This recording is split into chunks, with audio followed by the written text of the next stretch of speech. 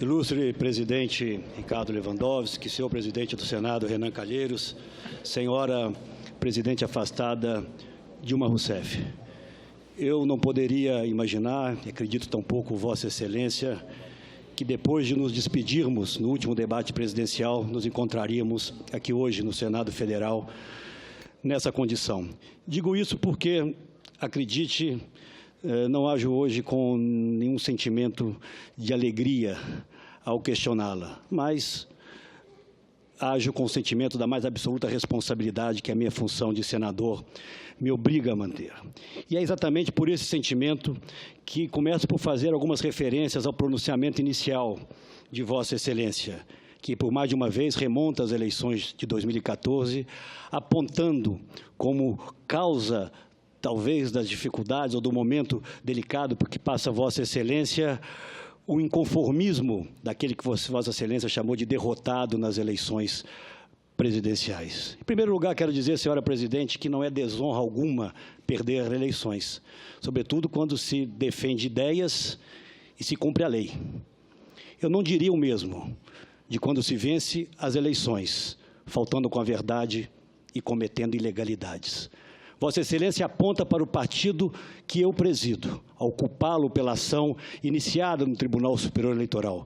Mas Vossa Excelência esquece de dizer ao país que foi o pleno daquele tribunal, a mais alta corte eleitoral do Brasil, que por maioria dos seus membros abriu uma ação investigativa em relação às contas de campanha de Vossa Excelência por encontrar ali, segundo perícias mais atuais, inúmeras ilegalidades. Portanto, é aquela corte, não ao PSDB, que acredito eu, Vossa Excelência deve responder, aliás, como já vem fazendo o seu partido.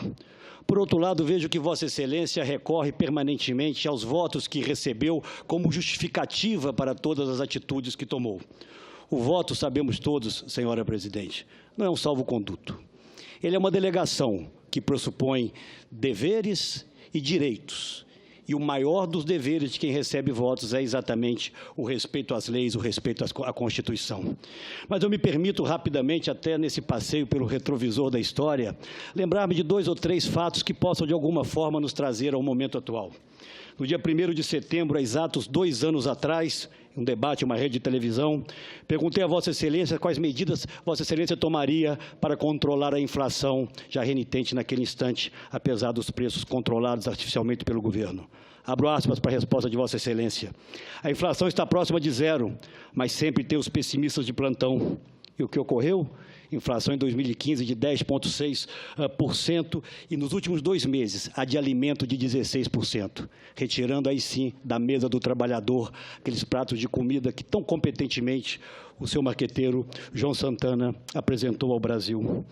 Em outro debate, no dia 20 de outubro, questionei Vossa Excelência sobre os baixos índices de crescimento da economia e a necessidade de ações que pudessem revitalizá-la. E citava dados do FMI, que apontavam para um crescimento de 0,3%. Vossa Excelência respondeu, candidato, eu não sei porquê, mas o senhor é muito pessimista em relação ao crescimento do país. Eu não concordo que o Brasil vai crescer 0,3%, candidato. Acho melhor o senhor rever as suas contas. Fomos obrigados a rever as nossas contas. O Brasil cresceu 0,1% e mergulhou nos anos seguintes na mais profunda recessão da nossa história, trazendo consigo um exército de 5 milhões de desempregados. Ainda neste debate, questionei Vossa Excelência sobre o fato dos bancos públicos não estarem sendo remunerados pelas ações que fazia, em especial o Banco do Brasil, onde já existia um débito de cerca de 8 bilhões de reais do Tesouro. Vossa Excelência desdenhou e sequer respondeu à minha indagação. Portanto, Vossa Excelência está aqui hoje, respondendo ao Congresso Nacional por ter editado decretos sem autorização do Congresso Nacional e por ter transferido aos bancos públicos o que não fez aos bancos privados as responsabilidades que são do Tesouro em afronta à Lei de Responsabilidade Fiscal. Digo a Vossa Excelência, e é o questionamento, senhora presidente, afastada Dilma Rousseff, que faço. Em que dimensão Vossa Excelência e o seu governo se sentem sinceramente responsáveis por essa recessão, pelos 12 milhões de desempregados no Brasil, por 60 milhões de brasileiros com suas contas atrasadas e uma perda média de 5% da renda dos trabalhadores brasileiros? Era isso que tinha a dizer, senhor presidente. Vossa Excelência tem a palavra, senhora presidenta. Senador Aécio Neves, eu também jamais imaginaria que depois dos nossos debates todos durante essa campanha eleitoral, que envolveu o voto de 110 milhões de brasileiros e brasileiras, nós nos encontrássemos aqui hoje. Tenho certeza, senador, que ao longo de todo o processo eleitoral, nós debatemos e nos respeitamos. O que eu tenho dito, afirmei no meu discurso e reafirmo aqui para o senhor, é que a partir do dia seguinte da minha eleição, uma série de medidas políticas para desestabilizar o meu governo foram tomadas, infelizmente.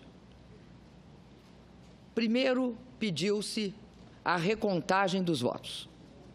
Depois, pediu-se a auditoria nas urnas. Nos dois casos, após um ano, verificou-se que isso não tinha nenhuma irregularidade. Na sequência, senador, antes da minha diplomação, arguiu-se no TSE e levantou-se a necessidade de auditar as minhas contas. E isso foi feito, senador, e está em processo. Não sei se o senhor se lembra, mas o TSE permitiu a minha diplomação porque não encontrou nenhuma irregularidade no meu processo. Mas essa foi uma questão sistematicamente tornada objeto da disputa política que ocorre no Brasil após a minha posse no segundo mandato. Além disso, senador, quero lembrar ao senhor que também foi aberto contra as suas contas investigação pela Maria Tereza, juíza do TSE. Portanto, senador, não é esta questão. A partir daí, senador, sistematicamente, o senhor vem me acusando. Eu queria lembrar ao senhor que nós tivemos um ano específico e muito diferente em 2014. Só para a gente lembrar alguns fatos. Em 2014, apenas a partir de outubro, acentuando-se depois de dezembro de 2014, mas começa em outubro, há uma grande queda, a primeira grande queda no preço das commodities. Isso vale para o petróleo, para o minério de ferro, vale também para todas as commodities. Impacta a arrecadação na medida em que é através da tributação de lucros que nós temos essa contaminação no Brasil pela queda do preço do petróleo e do minério de ferro. Além disso, no dia 29, 3 dias, portanto, da saída, aliás, da nossa eleição no segundo turno, no qual eu ganhei a eleição do senhor, o que ocorreu? Não tem nada de mal ganhar ou perder a eleição.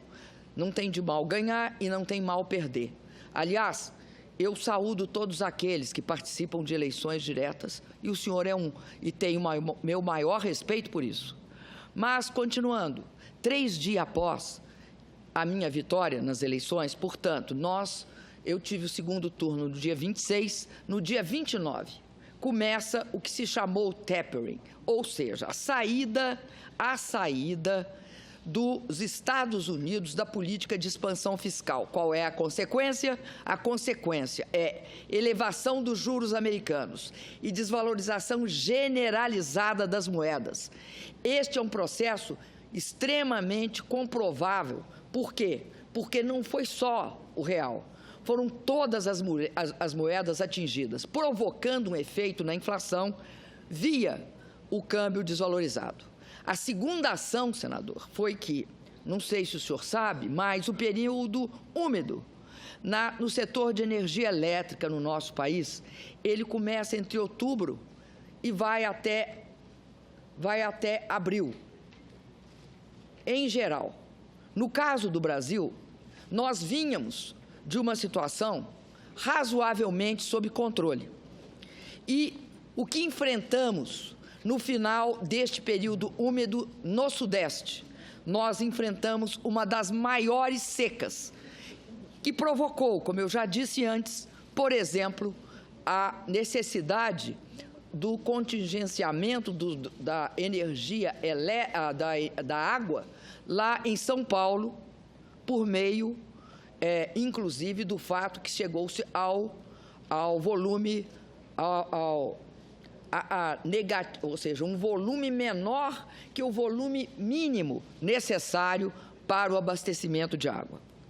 Este fato levou, no caso do setor de energia elétrica, a uma situação gravíssima. Os reservatórios, que estavam em 42% um ano antes, caíram para 9%, mas só acelerou essa queda também a partir de novembro, dezembro e, fundamentalmente, a partir de janeiro.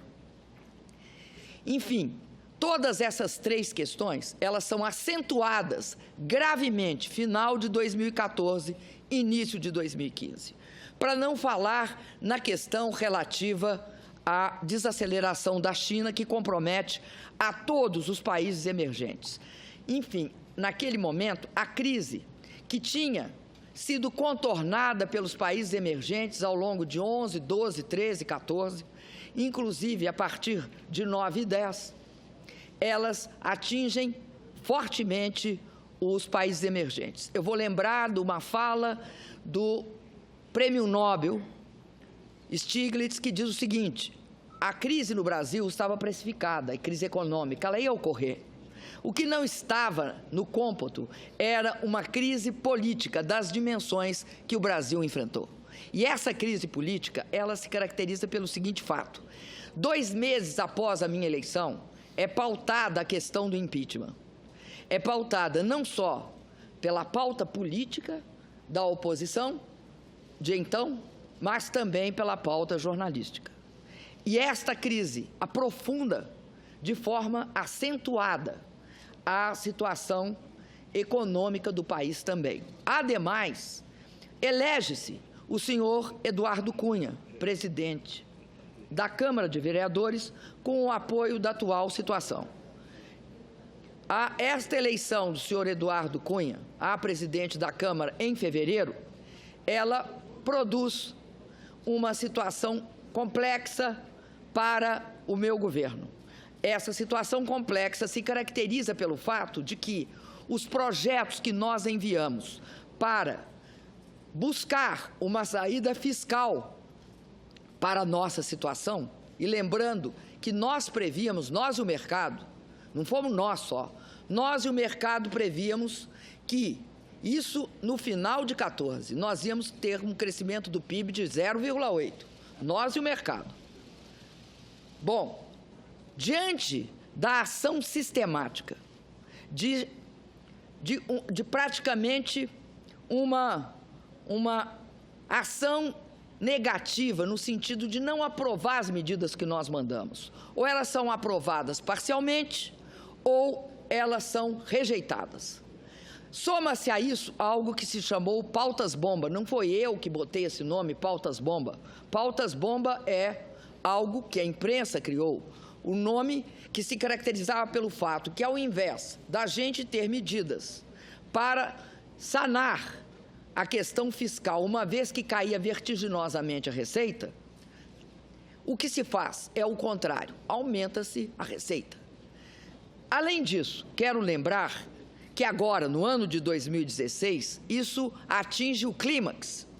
De janeiro de 16, obviamente o Congresso não estava funcionando, mas a partir de fevereiro é obrigação do Congresso funcionar. No caso específico da Câmara, não estou falando aqui do Senado, estou falando da Câmara. No caso específico da Câmara, entre a abertura do Congresso até 5 dias antes de eu ser tirada do exercício da presidência, não da presidência, mas do exercício, o Congresso não funcionou. O Congresso não, desculpa, a Câmara não funcionou. Quem não funcionou na Câmara? Não funcionou a Comissão de Constituição e Justiça, a Comissão de Orçamento, a Comissão de Fiscalização e Controle, enfim, todas aquelas comissões que os senhores senadores e as senhoras senadores sabem que impactam diretamente a questão fiscal, não funcionaram. Algo incrível acontece nesse país quando é possível um Congresso ser atingido, porque o Congresso foi atingido, porque ao não aprovar na Câmara, não tem como aprovar no Senado. Ao não ser objeto sequer de consideração, porque não tinha comissão funcionando, é algo que mostra uma artificial conduta no sentido de inviabilizar o meu governo. Isso é extremamente grave. Isso é extremamente grave e eu não vi ninguém, principalmente na mídia, ficar estarrecido diante desse fato. Esse fato que é, na verdade, isso sim, um descompromisso com a coisa pública. Além disso, eu quero deixar claro, senador, que eu respeito o voto direto nesse país. Acho que o voto direto é uma grande conquista nossa. Sempre disse que eu prefiro o barulho das ruas, o barulho das disputas eleitorais, as divergências eleitorais, e por isso eu respeito todos aqueles que concorreram comigo às eleições. Agora, não respeito, senador, a eleição indireta, que é produto de um processo de impeachment sem crime de responsabilidade. Isso eu não posso respeitar. Posso, senador, ao longo do meu mandato, ter cometido erros, não ter cumprido tudo aquilo que era esperado de mim. Muitos acreditam que eu não poderia ter ampliado a redução do gasto fiscal. Muitos acreditam nisso. Nós vimos aqui um economista como o Luiz Gonzaga de Melo Beluso, que falou em despedalada. Esta é uma discussão, senador, que sinto, é necessário informar aqui, que não é uma pauta minha, é uma discussão que emerge da constatação feita por vários técnicos do Fundo Monetário, no sentido de que não é possível supor que, pura e simplesmente, a política de forçar a redução do gasto público leva necessariamente à saída da crise. Quem discute isso hoje é o Fundo Monetário Internacional, que diz o seguinte: faça-se uma mudança mais flexível no curto prazo e uma mudança olhando mais a reforma no longo prazo. Foi isso, senador, que nós pretendemos fazer. Podemos ter desconhecido o fato que, naquelas circunstâncias, com aquela forçação política, nós não conseguiríamos aprovar as medidas necessárias. Mas as medidas que nós propusemos, senador, são aquelas necessárias para esse país sair da crise. E mais, falaram aqui que o Brasil é um canteiro de obras. É um canteiro de obras que nós nos dispomos a concluir quando mandamos para o Congresso, no início de 2016,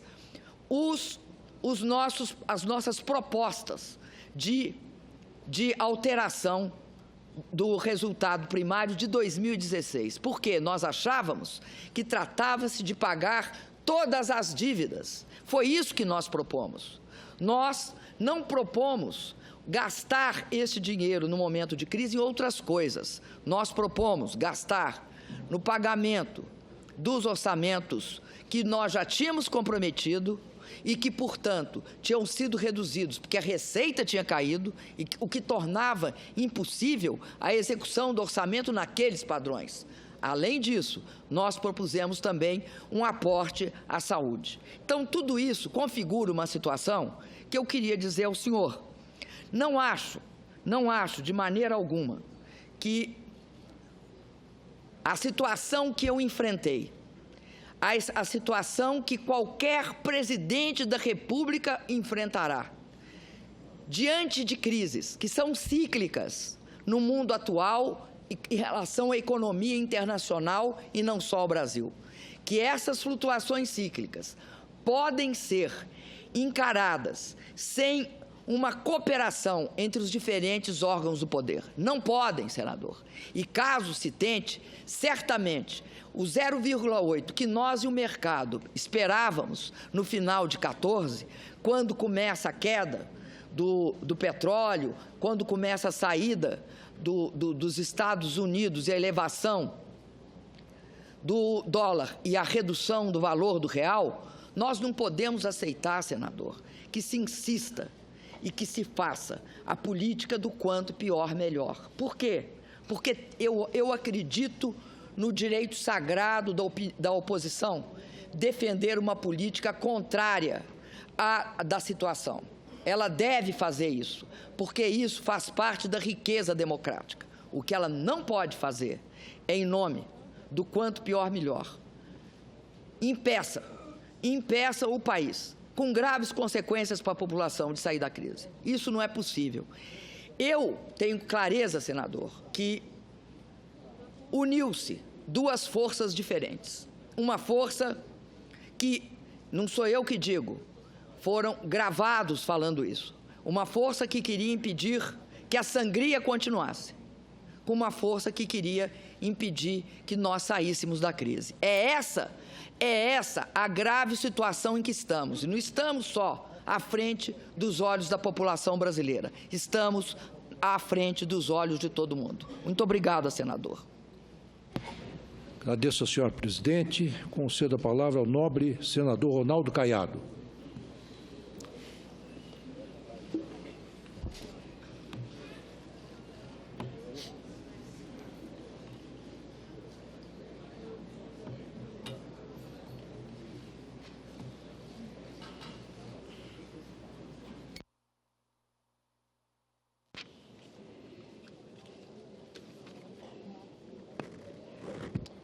Senhor presidente do Supremo Tribunal Federal, ministro Lewandowski, presidente do Congresso, Renan Calheiros, a senhora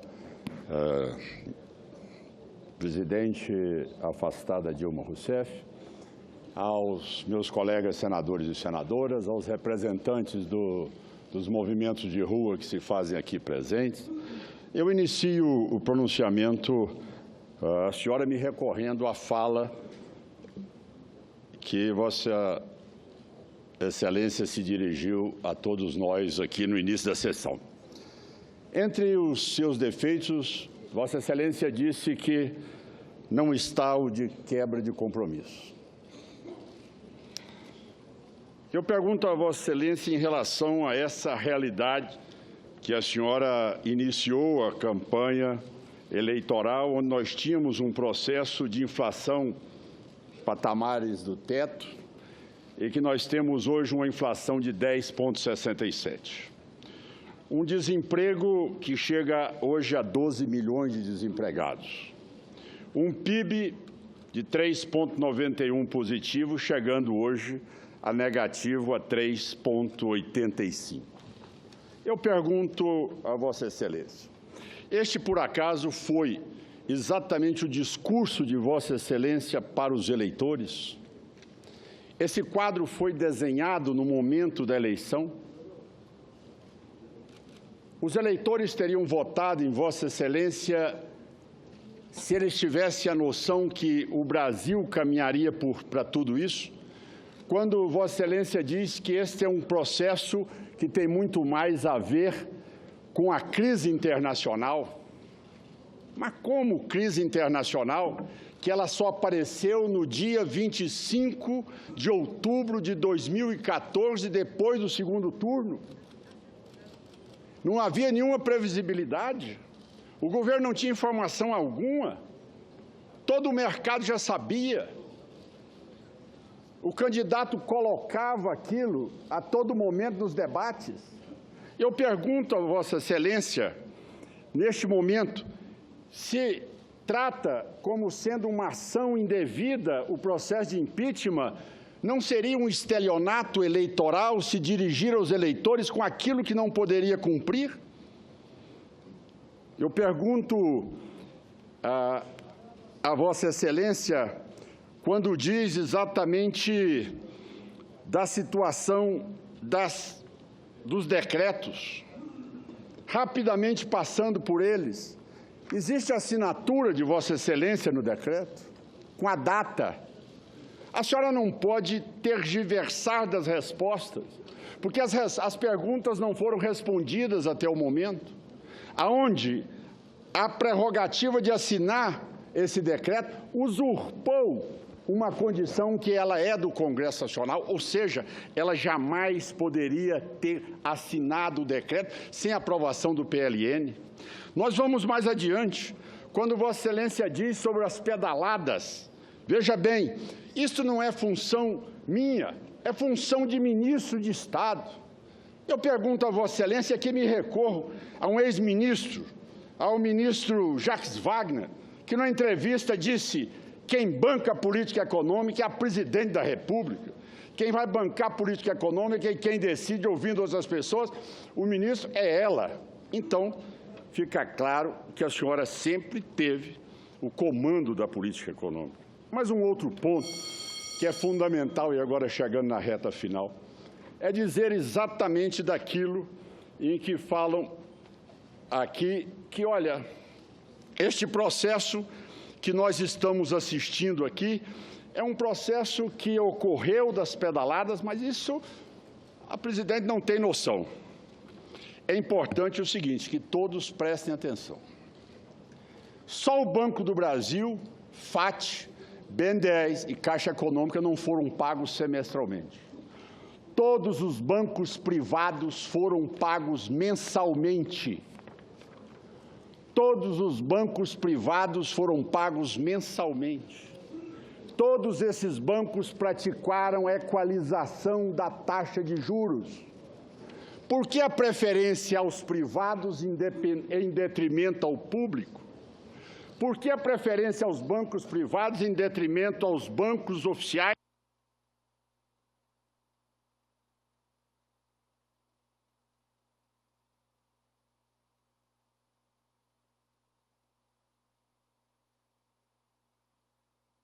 Pois não, vamos conceder a palavra ao senador Caiado para terminar. Que Vossa Excelência está impedida de usufruir dos bancos oficiais que são controlados por Vossa Excelência. Os bancos privados foram pagos, os bancos oficiais tiveram que bancar com 60 bilhões de reais de pedalada. E as opções do governo de Vossa Excelência? Emprestar para estes países aqui, governados por tiranetes, e penalizar programas sociais. Agradeço a Vossa Excelência, senador Caiado. Senhora Presidente, com a palavra. Senador Caiado, meus cumprimentos. Senador Caiado, o governo brasileiro não tem controle sobre a política monetária do Federal Reserve, não tem controle sobre a política monetária do governo americano. Nem nós, nem vocês, nem tampouco o mercado. O ano de 2000, se o senhor não sabe, mas o ano de 2014, aliás, no final de 2013, começa a especulação. Mas quando é que sai quando é que os Estados Unidos param de expandir o crédito livremente, quase 65 bilhões de dólares por ano, por mês, às vezes 40. Quando que ele vai parar? Porque o dia que ele parar, o que vai acontecer? O dia que ele parar, os juros americanos vão subir. O dia que os juros americanos vão subir, todas as moedas terão um impacto e sofrerão um grande impacto. E isso aconteceu no mundo independentemente de ser o Brasil. Aconteceu com todas as moedas dos países emergentes, né? Além disso, senador, eu queria dizer que duas coisas têm de ser levadas em consideração. Eu não posso considerar que o Plano Safra feito pelo BB, eu não vou falar dos outros, mas vou usar o Plano Safra como uma referência. O Plano Safra da agricultura comercial e da agricultura familiar, ele era fundamentalmente, desde a época dos governos que o iniciaram, Itamar, Fernando Henrique, Lula e eu, ele é executado substantivamente pelo Banco do Brasil. Como é que os bancos privados entram, senador? Eu escutei isso na última sessão e gostaria de discutir.